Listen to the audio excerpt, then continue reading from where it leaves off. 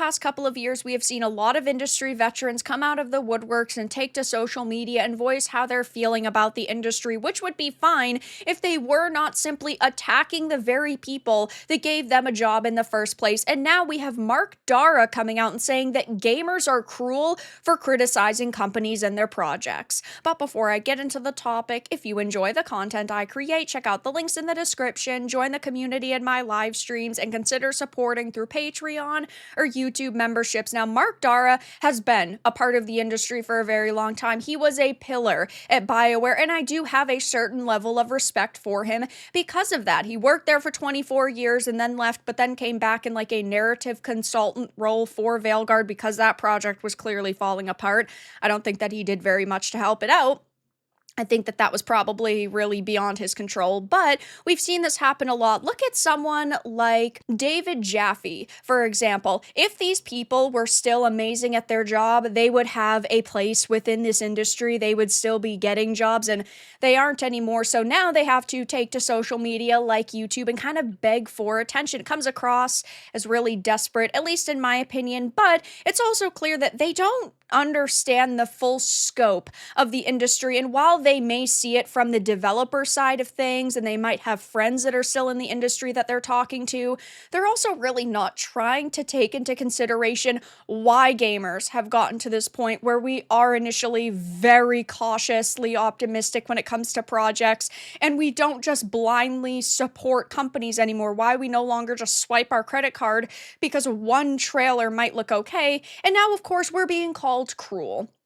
So this is a Rock Paper Shotgun article. It says, answering GDC's 2023 survey, 78% of respondents said that they have considered the harassment and toxicity developers receive from the public to be a serious issue. I'm not going to get into these statistics or anything, but we have this problem within every industry right now and just social media in general where I might say that your work is stupid and you're bad at your job and that could be seen as harassment when I would consider it criticism. There's no like fine line between what is or isn't harassment. And of course, there are going to be bad apples in every bunch in every industry, people who cross a line and do awful things like wish harm upon people because they don't like their work. But with GDC, we're talking about a lot of developers who, yes, take everything personally.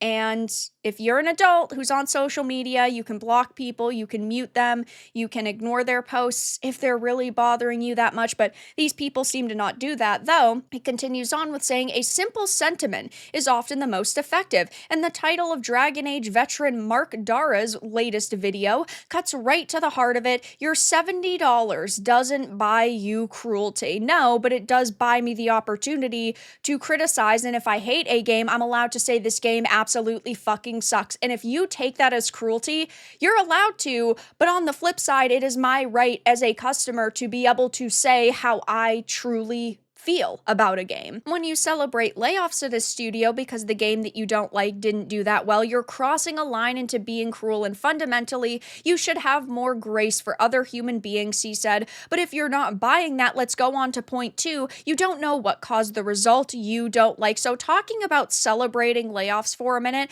very rarely do I actually see people doing that. I personally don't. Look at Rocksteady and Kill the Justice League, right? I absolutely hated that game. I loathed it. It was my worst game of 2024. I will never replay it. I hated it because of how much damage it did to the other Arkhamverse games and their legacies. And of course, Kevin Conroy's legacy, like those other games were amazing and KTJL was awful.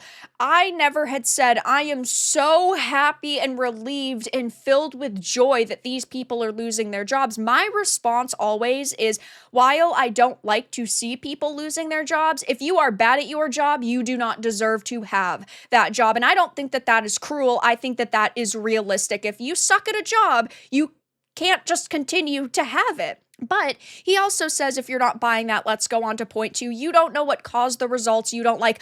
Maybe companies should be more transparent with us. Maybe developers should be more transparent with us. Maybe they should tell us, oh yeah, well, we had to scrap this game 3 times and restart it, and then we ran out of money. And while that's no excuse, we want you to understand the development process. This is why we praise certain companies that do developer diaries on platforms like YouTube, who give us information information. Sure, maybe it doesn't make them look perfect to investors because they are showing their internal struggle, but as a customer, I am willing to support a studio that is struggling if it seems that they are passionate, if it seems that they actually are trying their best and their hardest. And this is something that needs to be recognized within the industry.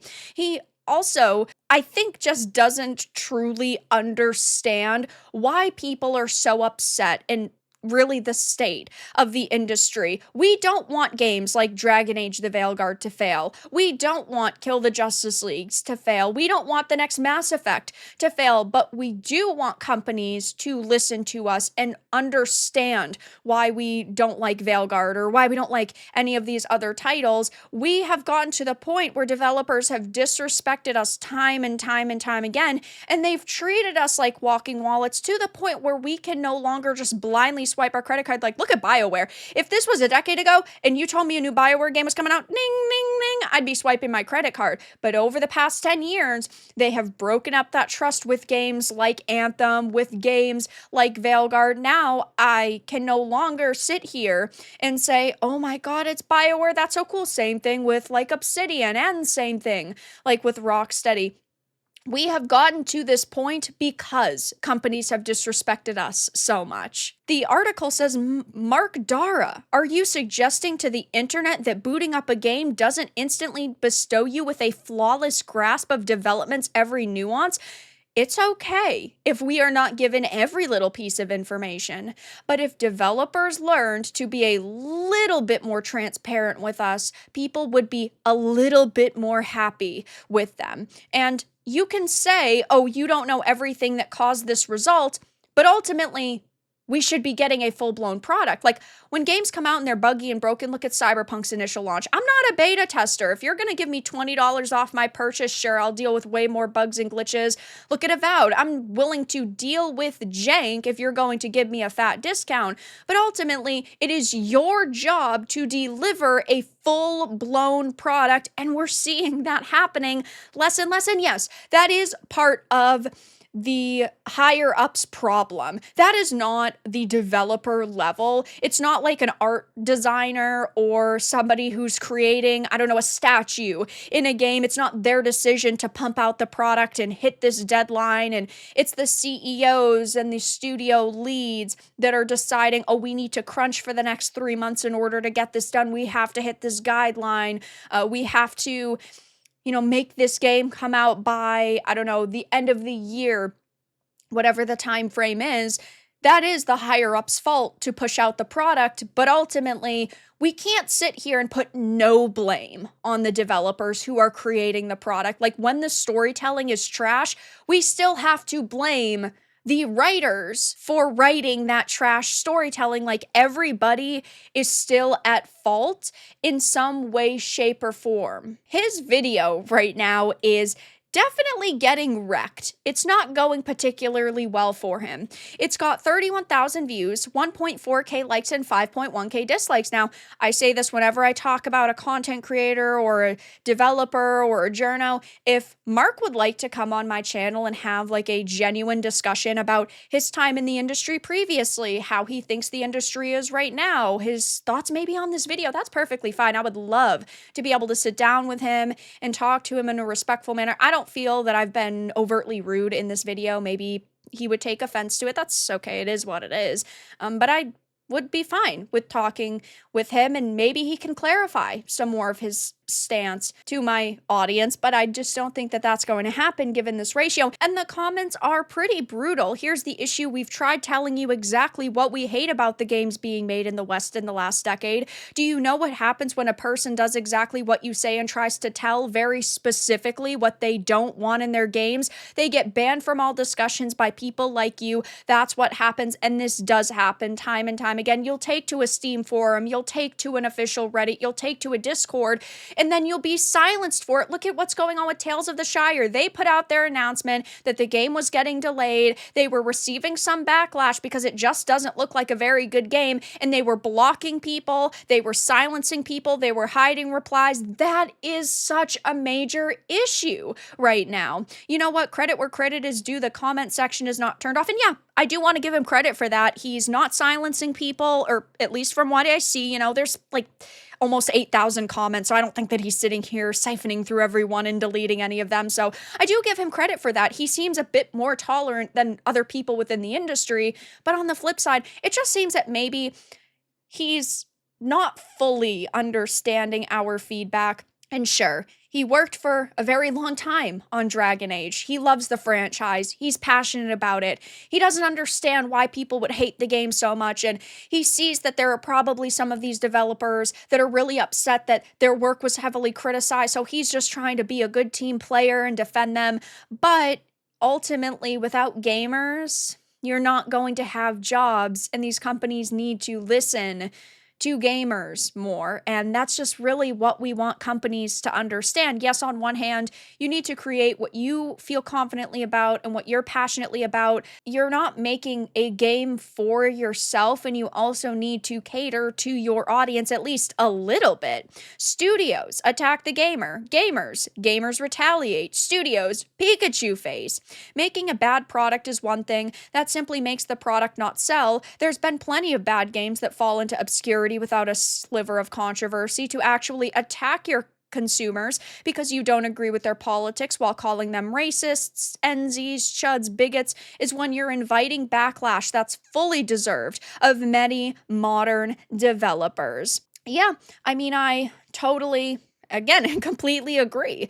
This pinned comment says it all. The fact that you immediately assume your shit ratio and people disliking your candy takes on things is the result of people's favorite streamers rather than even consider it may be the result of your takes illustrates your and many others' head in the sand bubble boy girl approach to reality. It's deliciously ironic how the people who proclaim themselves woke are the ones in most need of waking up to reality. In fact, I'd be surprised if you didn't immediately censor this comment rather than confront your own cognitive dissonance, and he didn't, and I give him credit for that, but there's only so much credit I can give, and it's very clear that he just doesn't really understand the full scope of what's going on within the industry. This is what happens when the David Jaffes and the Mark Darrahs get together and they decide to stay in their echo chamber instead of actually having genuine discussions with people. So, of course, I will be keeping my eye on this. Maybe he'll make a follow-up response. Maybe he won't. But right now he is getting totally and completely ratioed. And